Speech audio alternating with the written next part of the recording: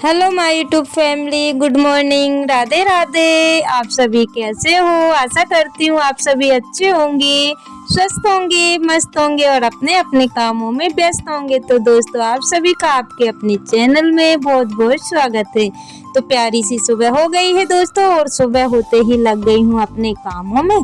तो अभी टाइम हो रहा है 5:45 का, तो मैं आ गई हूँ बच्चों के लिए टिफिन बनाने के लिए। तो आज दिन है शनिवार, तो बस आज के दिन ना अलाउ रहता है, नहीं बाकी दिनों में सब्जी रोटी पराठा यही सब बना के भेजती हूँ। तो आज पोहा बना रही हूँ, तो पोहा ना थोड़ा सा जल्दी भी बन जाएगा। और वैसे तो आज कुछ स्पेशल बना के भेजना था दोस्तों, लेकिन ना टाइम इतने जल्दी हो जाता है कि मैं क्या ही बताऊँ। इतनी जल्दी से तैयारी हो ही नहीं पाती, तो सोचा कि चलो पोहा रख देते हैं और जो पॉपकॉर्न आते हैं वो दिला देंगे तो हो जाएगा, क्योंकि आज स्कूल में मन रहा है रेनी डे। तो बस उसी की जो है कि मतलब जो बारिश होती है ना, तो उसी के अकॉर्डिंग आज टिफिन भेजना था, जैसे कि गुलगुले हैं और चीले वगैरह ये सब भेजना था। तो वो तो सब नहीं बना है दोस्तों, बस मैंने सोचा कि चलो जल्दी जल्दी पोहा बना देती हूँ और पॉपकॉर्न दिला दूंगी तो हो जाएगा।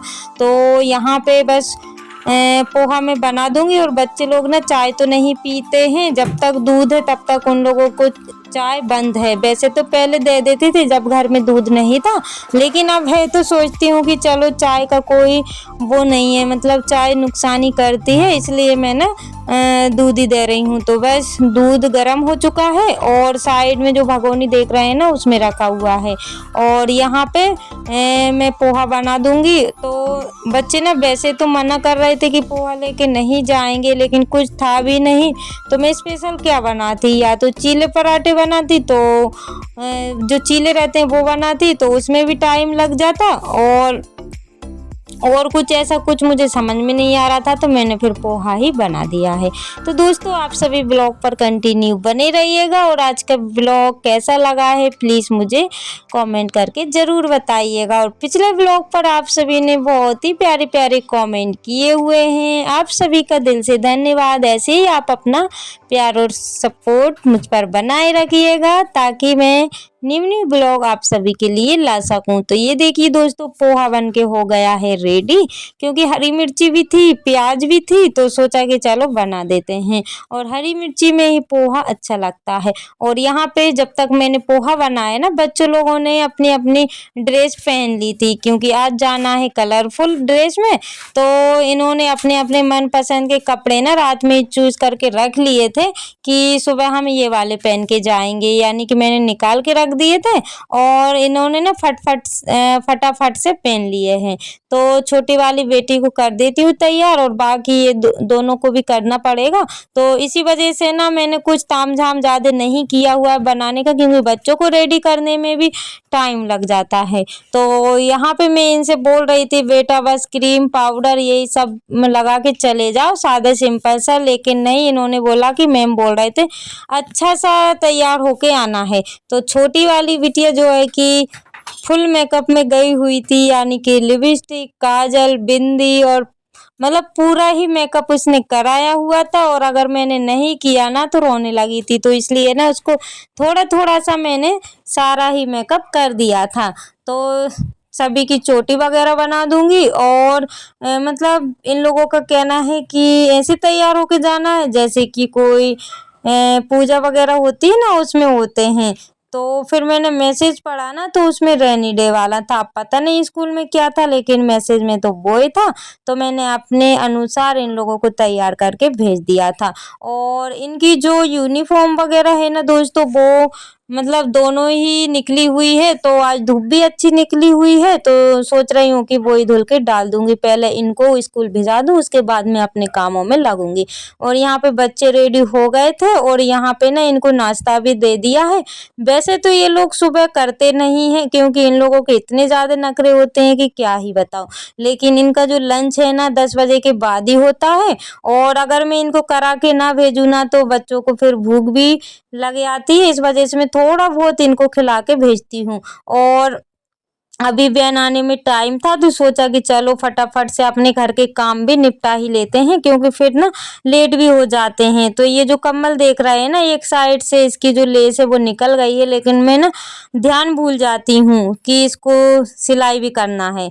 जब इसको ओढ़ती हूँ तभी याद आता है, बाकी फिर ये रखा जाती है ना तो मैं भूल ही जाती हूँ। और यहाँ पे बेडशीट वगैरह को सही कर देती हूँ, क्योंकि धुली तो मैंने अभी यानी कि चेंज की हुई थी, तो चेंज वगैरह तो नहीं करूँगी, बस ऐसे ही सफाई कर दूंगी। और यहाँ पे बीच वाली बिटिया आपको दिखा रही थी कि मैं कैसी तैयार हुई हूँ, लेकिन मोबाइल ना ऊपर पड़ रहा था इसलिए वो सही से आप सभी को नहीं दिखा पाई है।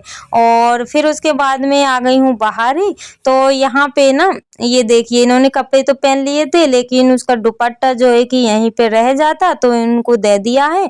और बाकी इनकी बैग में जितनी भी बुक वगैरह थी ना एक्स्ट्रा में, तो वो मैंने निकाल दी है, क्योंकि पढ़ाई वगैरह तो कुछ होगी नहीं, तो इस वजह से मैंने निकाल के रख दी है। और वजन ना इतना ज़्यादा हो जाता है बुक का कि मैं क्या ही बताऊं।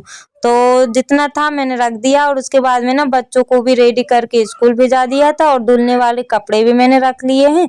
फिर आ गई हूँ किचन में। तो यहाँ पे ना मैंने मठा कर रही हूँ, यानी कि मक्खन निकाल रही हूँ, तो मशीन मैंने लगा दी है। और साथ साथ में हल्के फुल्के काम भी मेरे होते रहेंगे।